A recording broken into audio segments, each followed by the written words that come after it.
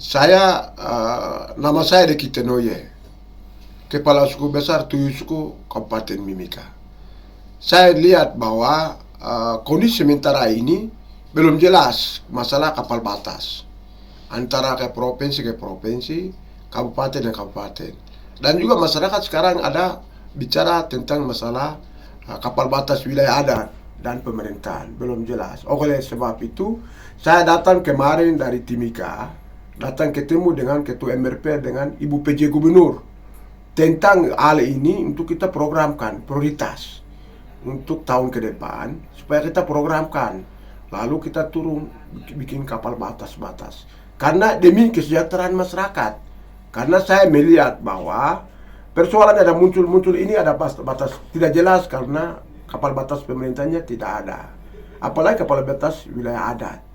Maka itulah yang kita dorong, masukkan dalam salah satu program prioritas untuk tahun 2025 ke depan, supaya demi kesejahteraan masyarakat, supaya masyarakat itu tahu bahwa kapal batas wilayah adat saya di sini, kapal batas wilayah pemerintahnya kabupaten-kabupaten itu jelas. Sehingga karena saya tahu bahwa lewat eksplorasi Freeport, data potensi unggulan Papua ini ada punya tuannya, dan ada punya potensi daerah luar biasa yang Tuhan kasih taruh di sini, kekayaan alam itu luar biasa.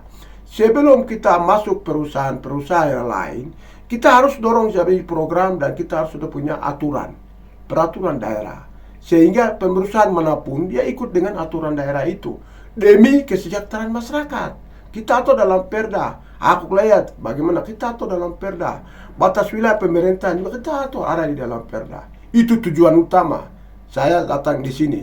Sehingga ini program yang luar biasa yang kita harus dorong. Program prioritas kalau bila perlu. Ya. Itu yang saya sampaikan.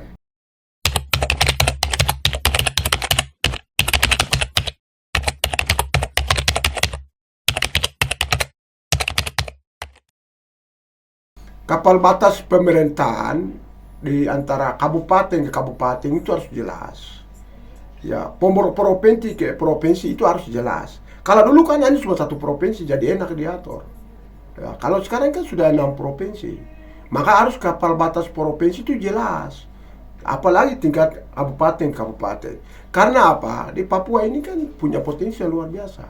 Maka sehingga kita bisa mengatur masyarakat tuh sesuai dengan kapal batas wilayah itu jelas. Sehingga masyarakat kita layani masyarakat dengan adanya kapal batas-batas itu.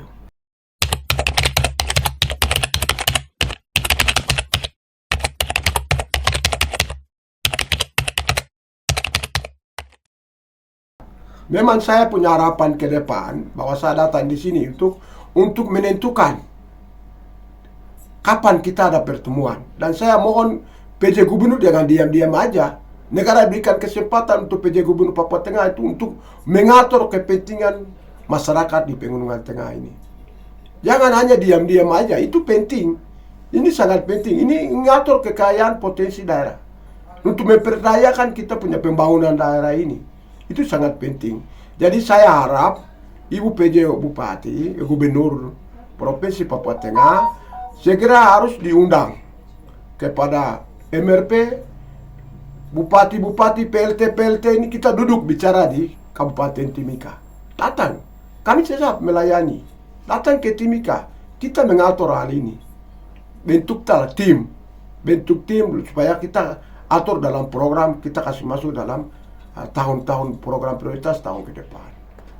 Jangan kita biarkan hal-hal ini kepada lain.